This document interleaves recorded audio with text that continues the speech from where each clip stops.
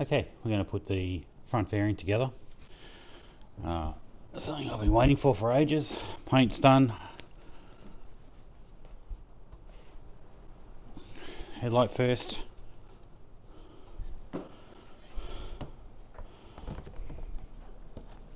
All the screws.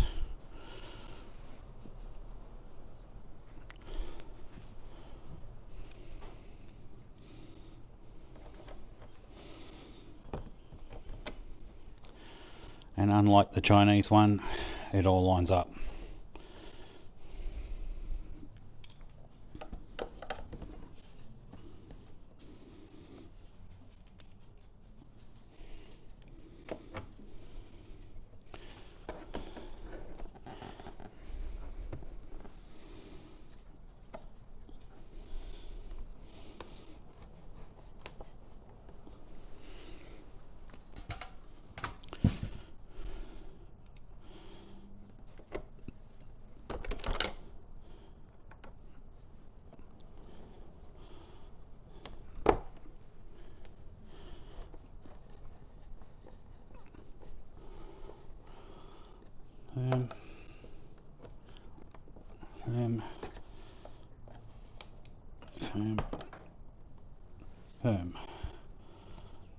Make sure it's lined up. Lines up perfectly. Amazing. The support bracket down here from the amazing fairing kit, bolt kit that I got. Watch me scratch this, it's going to be great.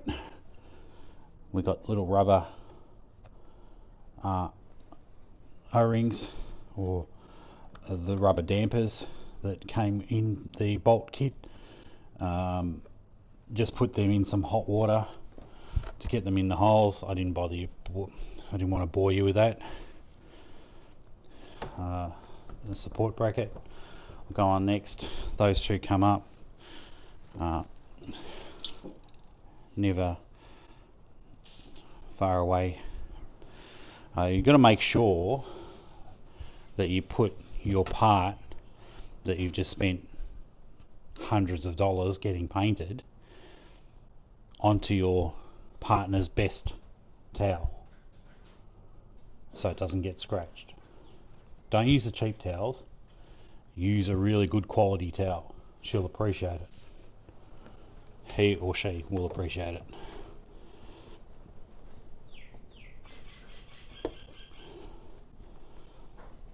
Bolts going through that O-ring. Next one.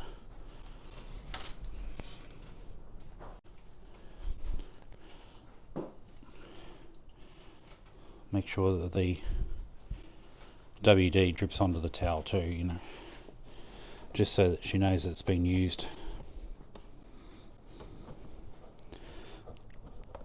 Poke those through.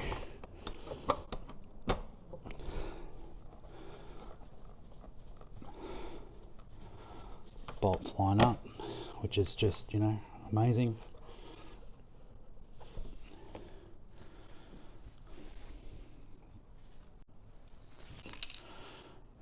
Satin I used, U-Pole trim 11, satin black. Basically does all sorts of car trims. Anything that's black, you can get it in a matte and you can get it in a gloss. And I thought, well, with everything so shiny, I don't want a high gloss on the thing. Also, it'll help show up every little defect in it.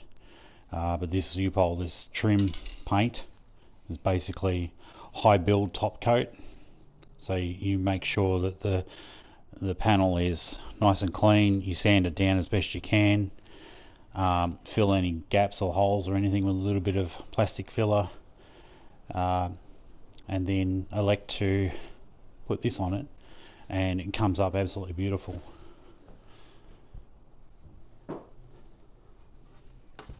Two little rubber grommets from our kit, from our fairing bolt kit, go in for the dash here.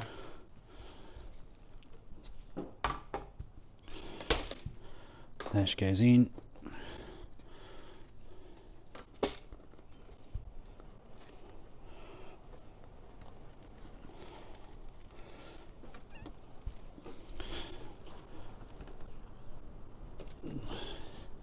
So flimsy, these.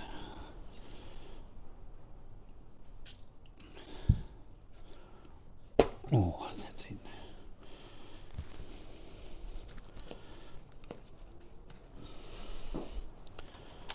Washer and nut.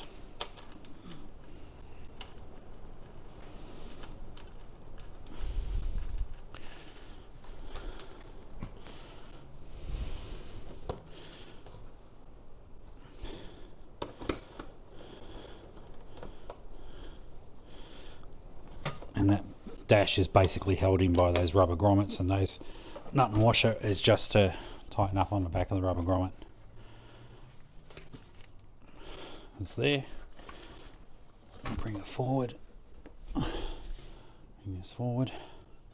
Now we're looking to line these up as well as we go on, and it looks like that bracket is for the loom.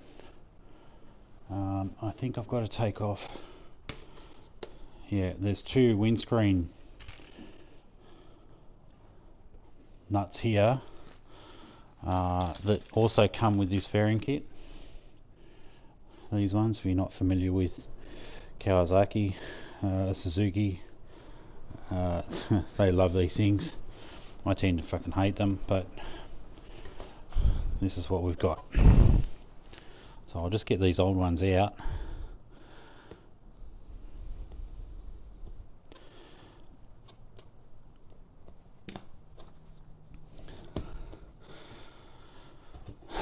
Just not going to be as easy as it sounds. Try not to break, try not to scratch anything. They're not really designed to go out, and they're hard as well.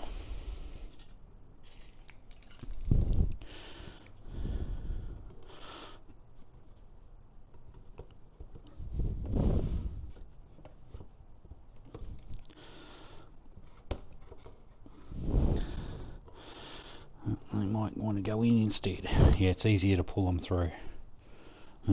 New one and old one.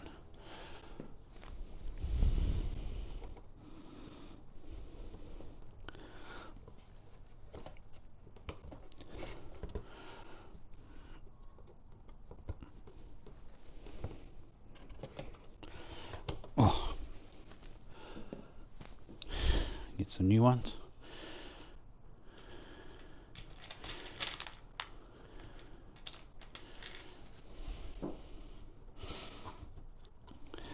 Drops in. I think they're the only two that we need before we go in. When you put the frame in, just got to remember these angle brackets for the dash, and they sit underneath the frame, and they sit in that nice little square. Can't go anywhere else, can't angle anywhere else. If you used your China one, you'd have absolutely no idea where they go. And this does not want to go straight first time, and I don't want to break it. You probably see that I'm not tightening these too much either. I'd rather something come loose than break off. So we've got those there, obviously a machine thread, and these are self tappers. We'll put this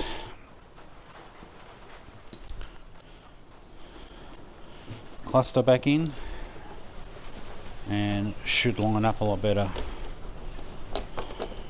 and of course it does. And when you put things together right, it lines up.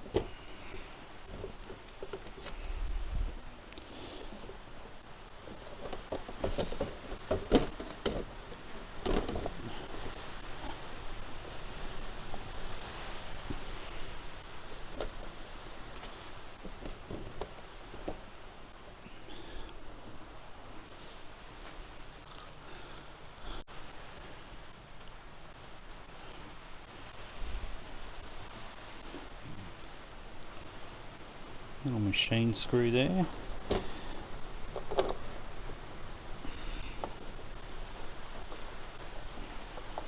black machine screw. I'm just going to go firm. Another little black machine screw.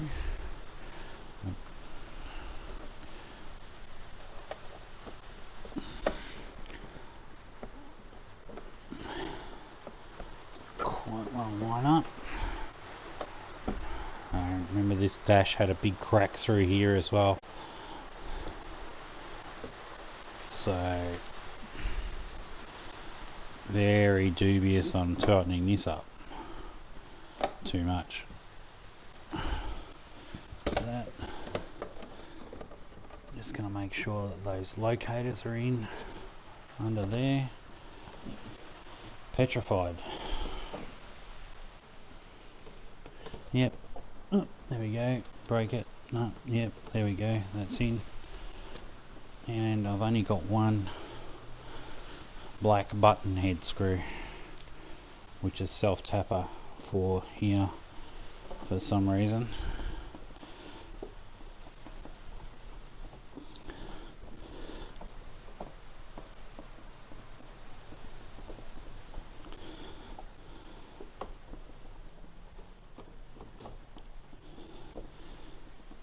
It doesn't want to go in.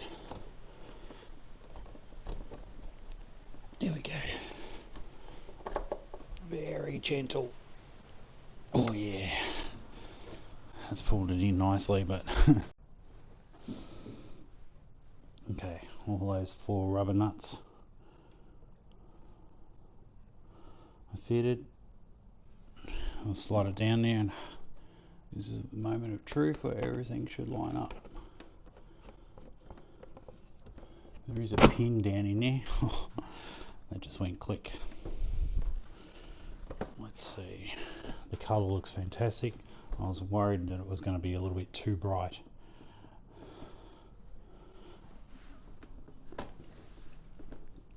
But it's not. Yep, that lines up. Lines up. Dodgy. Lines up.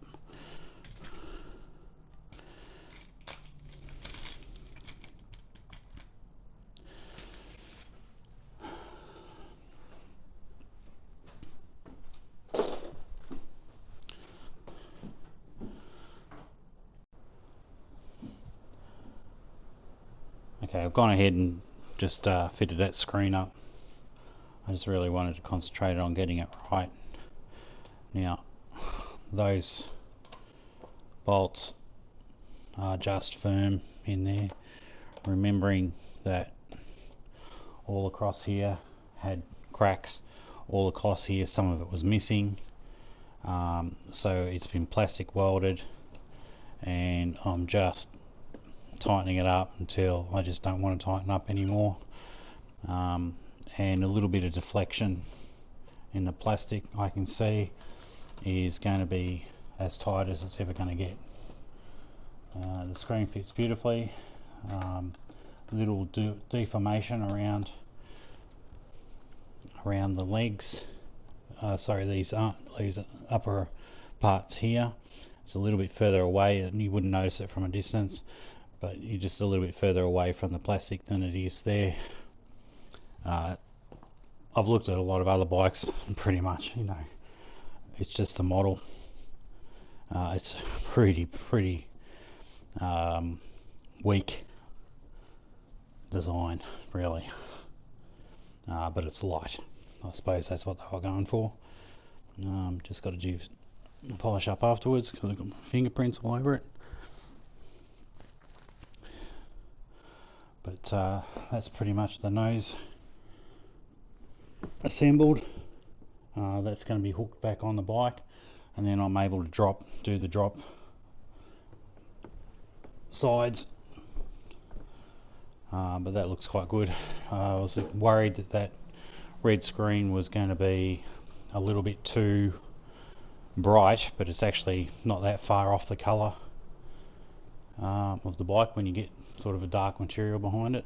So yeah, sort of hopefully it's a little bit different.